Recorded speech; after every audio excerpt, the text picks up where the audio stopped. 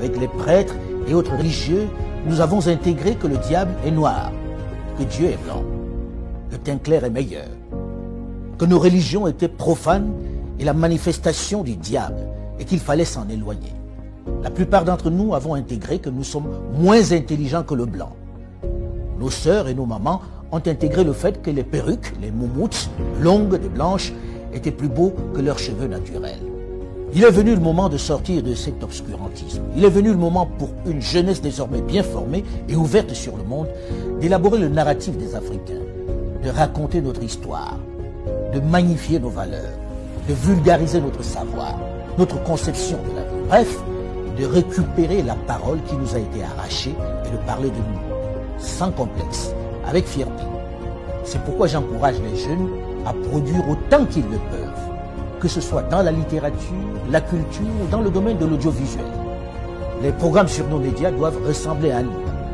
Ils doivent refléter nos réalités.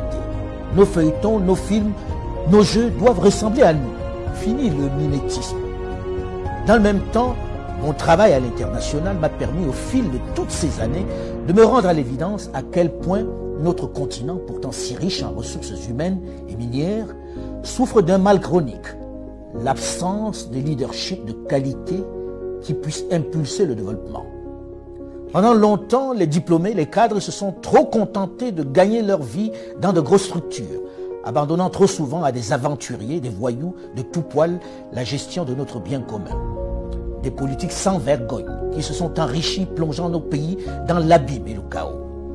Il devient urgent pour cette jeunesse bien formée, avec de vrais rêves et de réels potentiels, de s'engager en politique pour donner un cap à nos territoires. C'est eux qui doivent mettre un terme à cette pandémie qui fait plus de victimes que le paludisme, Ebola et le Covid-19. Il faut s'engager en masse en politique et travailler à changer les paradigmes. Il faut arrêter de laisser cette activité à des vieux essentiellement mus par la volonté de se maintenir aux affaires alors qu'ils n'ont aucun projet pour leur pays, alors que leur avenir est derrière eux. Une chose est certaine, et c'est triste de le dire, ma génération et celle de mes aînés ont échoué à développer l'Afrique. Mais vous, les plus jeunes, aurez moins d'excuses puisque vous avez les armes pour renverser la vapeur. La balle est dans votre camp.